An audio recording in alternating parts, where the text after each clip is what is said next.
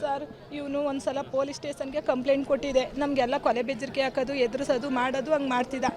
ಅಲ್ಲಿ ಪೊಲೀಸ್ ಸ್ಟೇಷನ್ಗೆ ಕಂಪ್ಲೇಂಟ್ ನಿಂಗರಾಜು, ಭರತ್, ಪ್ರತಿಭಾ ಮತ್ತು ದರ್ಶನ್ ಇವರು ಸರ್. ಆಮೇಲೆ ನಾನು ಕೆರಗೋಡಿಗೆ ಪೊಲೀಸ್ ಸ್ಟೇಷನ್ಗೆ ಕಂಪ್ಲೇಂಟ್ ಕೊಟ್ಟಿದ್ದು. ಆವಾಗಲೂ ನನ್ನ ಗಂಡನಿಗೆ ರೀಪರ್ ಮಳೆಯಲ್ಲಿ ಎತ್ತಿ ಬುಂಡೆಗೆ ಹೊಡೆದು ರಕ್ತ ಎಲ್ಲ ಈಗಲೂ ಸರ್ಟು ಅಲ್ಲಿ ಐತೆ ಸಹ ಮಡಿಕೊಂಡಿವಿ. ರಕ್ತ ಹೊಡೆದು ಇಲ್ಲಿ ಹೊಲಿಗೆ ಹಾಕಿ ಮಂಡ್ಯದಲ್ಲೆಲ್ಲ ಆಗಿತ್ತು. ಇಲ್ಲಿ ಸ್ಟೇಷನಲ್ಲಿ ಎಲ್ಲರೂ ಎದುರಿಸಿ ಬದ್ರಿಸಿ ಕಂಪ್ಲೇಂಟ್ ವಾಪಸ್ ತಗೊಂಡು ಸಹ.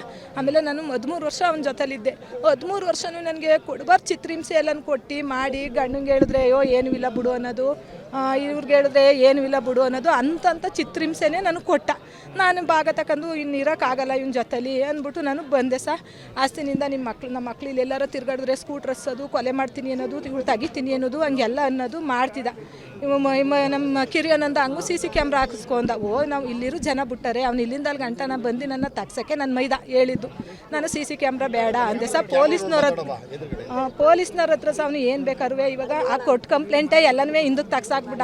ಸರ್ ದಯವಿಟ್ಟು ನನ್ನ ಮಕ್ಳಿಗೆ ರಕ್ಷಣೆ ಕೊಡಿ. ಅವನಂತೂ ಬಿಟ್ರೆ ನನ್ನ ಮಕ್ಕಳನ್ನು ಸಹಿಸ್ತಾನೆ, ನನ್ನ ಸಹಿಸ್ತಾನೆ, ನನ್ನ ಆದ್ನಿದಿರ್ನು ಕೊಲೆ ಮಾಡ್ತಾನೆ, ತಿರ್ಗಾ ನನ್ನ ಗಂಡನ್ನು ಕೊಲೆ ಮಾಡ್ತಾನೆ ಸರ್. ನಮ್ಗೆ ಅವನ ಕಡೆಯಿಂದ ನಂಗೆ ರಕ್ಷಣೆ, ನಮ್ಮ ಮಕ್ಳಿಗೆ ನಮಗೆ ರಕ್ಷಣೆ ಬೇಕು. ಅವನಂತೂ ಈಚೆಗೆ ಬರಬಾರ್ದು, ಅವ್ರ ಫ್ಯಾಮಿಲಿಯೇ ಬರಬಾರ್ದು ಸರ್. ಅಷ್ಟು ನಿಂಗರಾಜ್, ಪ್ರತಿಭಾ, ನಿಂಗರಾಜು, ದರ್ಶನ್, ಭರತ್ ಸರ್. ಅವ್ನು ಏನಾರ ಬಂದರೆ ನಮಗಂತೂ ಉಳ್ಗಾಲ ಇಲ್ಲ ಈ ಸರ್. ಇವನು ಮನೇಲೆಲ್ಲ ಸುಮ್ಮನೆ ಜನ ಎಲ್ಲ ಎದುರಿಸೋದು, ಟಾರ್ಚರ್ ಕೊಡೋದು, ಆ ಕೆಲಸ ಇವನು ಯಾವಾಗಲೂ ನಾನು ತೆಗಿತೀನಿ, ನಾನು ಮಾಡ್ತೀನಿ ಅನ್ನೋದು, ಎದುರಿಸೋದು ಇದೆಲ್ಲ ಮಾಡ್ತಿದ್ದ ಸರ್.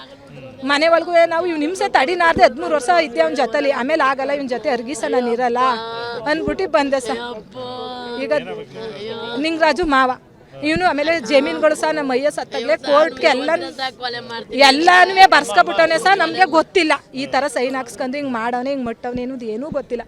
ಮನೆ ಒಳಗೆ ಹೇಳ್ತಿದ್ದ, ಹಿಂಗೆ ಮಾಡಿದ್ದೀನಿ ನಾನು, ಜಮೀನೆಲ್ಲ ಬರ್ಸ್ಕೊಂಡಿನಿ, ಪ್ರತಿ ಇವ್ರಿಗೇನು ಕೊಡಲ್ಲ, ಹಂಗೆ ಹಿಂಗೆ. ಇವನು ಎಳ್ನೀರಿನ ಬುಂಡಲ್ಲೇ ಆಯ್ಸ ಕಳಿಬೇಕು ಅಂತ ನಮ್ಮ ಮೈದನ್ನ ಯೋಗೇಶ್ ಅವ್ರನ್ನ ಎಲ್ಲನೂ ಅಂತಿದ್ದ. ನಿಂಗರಾಜು ಹಿಂಗೆ ಅಂತವನೇ ನೋಡಿ, ಮಾವ ಹಿಂಗೆ ಅಂತವನೇ ಅಂತ ಹೇಳಿದ್ರೆ ಇವ್ರು ಯಾರೂ ಕೇಳಲಿಲ್ಲ ಸರ್. ನನ್ನ ಸರಿ ಇಲ್ಲ, ನಮ್ಮ ಅಣ್ಣ ಒಳ್ಳೆಯವನು ಅಂದ. ನೀನು ಅಣ್ಣ ಒಳ್ಳೆಯವನು ಅಂತ ವಾರಪಾಕಿತ ಕರ್ಕೊಂಡು ಹೋಗ್ತಾ ಇದ್ದೀವಿ, ನಿನಗೆ ಕೊಡಬಾರ್ದು ಶಿಕ್ಷೆ ಎಲ್ಲ ಕೊಡ್ತಾನೆ, ನನಗೆ ಜನಕ್ಕೆ ತೋರ್ದಂಗೆ ಕೊಟ್ಟವನೇ, ನಿನಗೂ ಕೊಡ್ತಾನೆ ಅಂತ ಹೇಳ್ದೆ ಯೋಗೇಶ್ ಅವ್ರಿಗೆ. ಯೋಗೇಶ ಹಂಗೂ ಇದು ಮಾಡಲಿಲ್ಲ ಸರ್. ಅವ್ನಿಗೆ ಒಸಿ ಚಿತ್ರಹಿಂಸೆ ಇಲ್ಲಂತೂ ವಾರಪಾಕಿತ ನನ್ನ ಆದ್ನಿದಿರ್ನು ಬಿಡಲ್ಲ, ಯಾರನ್ನೂ ಬಿಡಲ್ಲ, ನಾನು ಕೊಲೆ ಮಾಡ್ತೀನಿ, ಸಾಯಿಸ್ತೀನಿ, ನಾನು ಬೇಲ್ ತಕ ನಾನು ಈಚೆಗೆ ಬರ್ತೀನಿ, ನನಗೆ ಅದೇ ಈ ಥರ ಅಂದರೆ ಸಹ ಅದೇ ಕೋರ್ಟ್ ಕೇಸ್ ಆಗ್ತಾ ಜಮೀನೆಲ್ಲನೇ. ಈಗ ನನ್ನ ಗಂಡ ಶುಗರ್ ಪೇಷೆಂಟು, ಅವನು ಏನೂ ವ್ಯವಹಾರ ಏನೂ ಗೊತ್ತಿಲ್ಲ. ಈಗ ಇವನಿದ್ದು ಕೋರ್ಟ್ಗೆಲ್ಲ ಕೇಸ್ ಹಾಕಿದ್ಮೇಲೆ ಇವನ್ನ ತೆಗೆದುಬಿಟ್ರೆ ಎಲ್ಲ ನಂದು ಆಯ್ತಿದೆ, ನಾನು ಬೇಲ್ ಮೇಲೆ ಈಚೆಗೆ ಬರ್ತೀನಿ ಅನ್ನೋ ಇದರಲ್ಲಿ ಇಷ್ಟೆಲ್ಲನೂ ಮಾಡಿ ಸಹ. ನೀವು ದಯವಿಟ್ಟು ನಮಗೆ ನೀವು ಪೊಲೀಸ್ನವ್ರ ಓದೋ ರಕ್ಷಣೆ ಸಿಗಲಿಲ್ಲ. ಎಲ್ಲ ಈಗ ಫಿಕ್ಸ್ ಆಗಿತ್ತು ಸಹ ಬುಧವಾರ ಮದುವೆ, 3 ದಿನ ಇದ್ದದ್ದು ಸಹ. ಆಮೇಲೆ ಪೊಲೀಸ್ನವ್ರ ಹತ್ರ ನಮ್ಗೆ ರಕ್ಷಣೆ ಸಿಗಲಿಲ್ಲ. ನೀವೇ ಸರಿ ಇಲ್ಲ, ಹಂಗೆ ಹಿಂಗೆ ಅನ್ನೋದು. ಜಗಳ ಆಡಿದಾಗ ನೀವು ಕ್ಯಾಮ್ರಾದಲ್ಲಿ ಮಾಡ್ಕೊಳ್ರಮ್ಮ, ವೀಡಿಯೋ ಮಾಡ್ಕೊಳ್ಳಿ ಅನ್ನೋದು. ನಮಗೆ ಕ್ಯಾಮ್ರಾ ಸ್ಕ್ರೀನ್ ಟಚ್ ಉಪಯೋಗಿಸಿ ನಮ್ಗೆ ರೂಢೂ ಇಲ್ಲ, ನಮ್ಮ ಮನೆಯವ್ರಿಗೂ ಇಲ್ಲ, ನಮಗೂ ಇಲ್ಲ ಸಹ.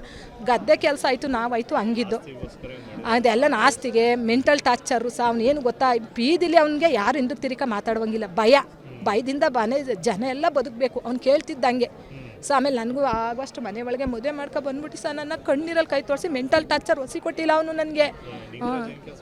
ವ್ಯವಸಾಯ ಆಮೇಲೆ ಹೊರಗಡೆ ವ್ಯವಹಾರ, ಇವರು ಕೆಲಸ, ಇವ್ರಿಗೆ ಕೂಲಿ, ಸರ್ಕಲ್ ಆಳಂಗೆ ಕೂಲಿ ಕೊಡೋದು ನಾನು. ಇವ್ರಿಗೆ ಗೊತ್ತಿಲ್ಲ ಸರ್. ಕೋರ್ಟು ಕರ್ಕೋಗೋನೆ ಕೇಳವ್ರೆ, ಜಡ್ಜ್ ಕೇಳಿದ್ರಂತೆ ಇವ್ರಿಗೆ ಗೊತ್ತಾಗಿಲ್ಲ. ಒಟ್ಟಿನಲ್ಲಿ ಎಲ್ಲನೂ ಸೈನ ಹಾಕೊಟ್ಟವ್ರೆ, ಇವರು ಹಾಕೊಟ್ಬಿಟ್ಟವ್ರೆ. ಇವ್ನು ಏನು ಹಾಕ್ಸಿದ್ರೆ ಏನೋ ಗೊತ್ತಿಲ್ಲ, ಎಲ್ಲ ನಂದಾಯಿತು. ಈಗ ಇವ್ನು ತೆಗೆದ್ರೆ ಇನ್ನು ಇವ್ನು ಏನೂ ಮಾಡೋಕ್ಕಾಗಲ್ಲ. ಇವ್ನು ತೆಗೆದುಬಿಟ್ರೆ, ಯೋಗೇಶನ್ ತೆಗೆದುಬಿಟ್ರೆ ಇವ್ನು ಏನೂ ಬರೋಲ್ಲ, ಇವ್ನು ಪೇಷೆಂಟು. ಆಮೇಲೆ ಇವ್ನು ಹೆಂಗೋ ಮುಗಿಸ್ಬೋದು ಇವ್ನ ಮಕ್ಕಳನ್ನೂ ಅನ್ಕೊಂಡು ಇಷ್ಟೆಲ್ಲ ವ್ಯವಹಾರ ಅವ್ನು ಮಾಡೋಣ ಸರ್. ದಯವಿಟ್ಟು ಪೊಲೀಸ್ನವ್ರ ಹತ್ರ ಹೋಗಿ ನಮಗೆ ಅಲ್ಲಿ ರಕ್ಷಣೆ ಸಿಗಲಿಲ್ಲ. ಎಲ್ಲನೂ ಹಂಗೆ ಹಿಂಗೆ ಅನ್ಕೊಂಡು ಎಲ್ಲನೂ ಕೇಸ್ ಇದು ಕಂಪ್ಲೇಂಟ್ ಎಲ್ಲ ವಾಪಸ್ ತೆಗ್ಸೋದು ಹಂಗೆ ಮಾಡಿದ್ರು. ದಯವಿಟ್ಟು ನಾನೇ TV9 ಅವರು ನಮಗೆ ರಕ್ಷಣೆ ಕೊಡಿಸಿ ನಮಗೆ ಇದು ವ್ಯವಸ್ಥೆ ಮಾಡಿಕೊಡ್ಬೇಕು ಸರ್. ನೀವು ಇಲ್ದ ನಮ್ಮ ಮಕ್ಕಳನ್ನು ಸಹಿಸ್ತಾನೆ, ನನ್ನೂ ಸಹಿಸ್ತಾನೆ, ನನ್ನ ಆದ್ನಿದಿರ್ನು ಬಿಡಲ್ಲ, ನನ್ನ ಗಂಡ ಶುಗರ್ ಪೇಷೆಂಟು, ಅವನ್ನೂ ಬಿಡಲ್ಲ ಸರ್. ಅವನು ಮುಗಿಸ್ತಾರೆ ಸರ್. ಅವರು ಬೆಂಗಳೂರಿಂದ ರೌಡಿಗಳು ಕರ್ಕೊಬರೋದು, ಎದುರಿಸೋದು, ಬ್ಯಾಟ್ ಇಟ್ಕೊ ತಿರ್ಗೋದು, ಹಿಂಗೆಲ್ಲ. ಮೇಲೆ ಊರಲ್ಲಿ ಅವ್ನಿಗೆ ಎದ್ರುಕೊಂಡು ಯಾರು ಬಂದು ನಮ್ಗೆ ಸಾಕ್ಷಿ ಹೇಳಲ್ಲ, ಸಾಕ್ಷಿ ಕೊಡಲ್ಲ. ನಮ್ಗೆ ಯಾಕೆ ಹೆಂಗಾರ ಮಾಡ್ಕೊಳ್ಳಿ, ಏನಾರ ಮಾಡ್ಕೊಳ್ಳಿ ಏನು ಜನನೂ ಇಲ್ಲ ಐತೆ ಸರ್. ಈಗ ನಮ್ಗೆ ಏನಿದ್ರು ನಿಮ್ಮ ಕಡೆಯಿಂದನಾರು ನಮಗೆ ರಕ್ಷಣೆ ಮಾಡಿಕೊಡಿ. ವಿಶಾಲ, ಯೋಗೇಶ್ ಅವ್ರ ಹತ್ತಿಗೆ ಇಷ್ಟು. ಮೂರ್ನಾಲ್ಕು ವರ್ಷದಿಂದ ಜಮೀನು ಹಿಡಿಸು ಸ್ಟಾರ್ಟ್ ಆಯಿತು. ನಾವೆಲ್ಲ ಕಾಲಿಗೆಲ್ಲ ಬಿದ್ದು, ಬೇಡಕ್ಕಮ್ಮ ಯಾವುದು ಶಾಶ್ವತ ರೆಡಿ ಮಾಡ್ಕೊಬಿಡು ಅಂತ ನಮ್ಗಳನ್ನೇ ಸತ್ವ ಕಣ್ಕೊಂಡು ನಮ್ಗಳಿಗೆ ಹೊಡ್ಕತ್ಕೊ ಏನು ಕವಚ ಮಾತಾಡ್ಸ್ಕ ಸರ್ ಯಾವುದು ಕಂಡ್ರು ಭಯ ಇರ್ತಿಲ್ಲ ಸರ್, ಕಾನೂನು ಕಂಡ್ರು ಭಯ ಇಲ್ಲ. ನೀನು ಕೊಲೆ ಮಾಡಿ ಬರೀ 30,000 ರೂಪಾಯಿ ಆಚೆ ಬರ್ತೀನಿ ಅಂತಂತಿದ್ದ. ನಾವು ಬೇಡ ಕಾನೂನು ಮುಖಾಂತರ ಹೋಮವು ನಾವೆಲ್ಲ ಇಡೀ ಊರು ಜನ ಬಂದರು, ಈ ಊರು ಜನ ನ್ಯಾಯ ಪಂಚಾಯತಿ ಮಾಡ್ಬೇಕು, ಯಾರು ನೀವೆಲ್ಲ ನಮ್ಮ ಅಪ್ಪ ಕುಡಿದ್ದೀರ ಅಂತಲೇ ಮಾತಾಡ್ತಿದ್ದ. ಯಾರು ಬರ್ದೆ ಹೋದ್ಮೇಲೆ ನಮ್ಮ ಬೇರೆ ದಾರಿ ಕಂಡೆ ನಾವು ಕೋರ್ಟ್ಗೆ ಹೋಗಿ ನಾವು ಕಾನೂನು ಹೋರಾಟ ಮಾಡ್ತಿದ್ದೋ. ಆಗಲೂ ಹೇಳ್ದೋ ನಾವು ಬರೀ ನಮ್ಮ ಸೇಫ್ಟಿಗೆ ಇವ್ರು ಯಾಕೆ ನಾವು ಕೋರ್ಟ್ಗೆ ಹೋದು ಅಂದರೆ ಇವ್ರನ್ನ ಸತ್ತೋಯ್ತೀವಿ, ನಮ್ಮ ಹತ್ರ ಬಂದು ಕೇಳ್ಕೊಂಡ್ರು ನೀವು ಇಲ್ಲ ನಾವು ಸತ್ತೋಯ್ತೀವಿ, ಇನ್ನೇನಕ್ಕೆ ನಾವಿರೋ ನಮ್ಮ ಬದುಕೊಡಲ್ಲ ಅಂತ. ನಾವು ಬೆನ್ನಿಂದ ಕಾಯ್ಕೊಂಡು ನಿಂತ್ಕೊಂಡು ಎಲ್ಲರೂ ಮಾಡ್ತಿದ್ದೋ ಕಾನೂನು ಹೋರಾಟ ಕುಟುಂಬ ನ್ಯಾಯ ಸಿಗ್ತದೆ ಅಂತ. ಇದು ಮಧ್ಯೆ ಒಂದು 4-5 ದಾರ ಜಗಳನೇ ಆಯಿತು ಸರ್. ಆವಾಗಲೇ ತೀರ್ಸಕ್ಕೆ ನಿಂತಿದ್ರು, ನಾವೆಲ್ಲ ನಿಂತ್ಕೊಂಡು ಪೊಲೀಸರಿಗೂ ಕಂಪ್ಲೇಂಟ್ ಕೊಟ್ಟು ಎಲ್ಲ ಕೋರ್ಟಲ್ಲೂ ಅದೇ ಕೇಸು ನಂಬರ್ ಗೊತ್ತಿಲ್ಲ ಏನು ಮಾಡ್ತೋಗದೆ. ಕೋರ್ಟಲ್ಲೂ ಕಂಪ್ಲೇಂಟ್ ಕೊಟ್ಟು ಎಲ್ಲ ಕೇಸ್ ನಡೀತದೆ, ಆದರೂ ಎದುರ್ತಿಲ್ಲ ಸರ್. ಪೊಲೀಸ ಹೋಗುವ ಒಂದು ಕೊಟ್ಬಿಟ್ಟು ಆಚೆ ಬರುವ, ನಾವೆಲ್ಲ ಪೊಲೀಸ ಕಾಲು ಕೈಗೆಲ್ಲ ಕರ್ಕೋವು ಎಲ್ಲ ತಕ್ಕೂ SP ತಕ್ಕ ಹೋಗಿ ಎಲ್ಲ ನಾವು ಬೇಡ್ಕೊಂಡಿವಿ. ಯಾರು ಒಬ್ಬರು ಕ್ರಮ ತಗೊಳ್ಳಿಲ್ಲ, ಎಲ್ರಿಗೂ ಬರೀ ಹೇಳಿ ಕಳಿಸಿದ್ರು.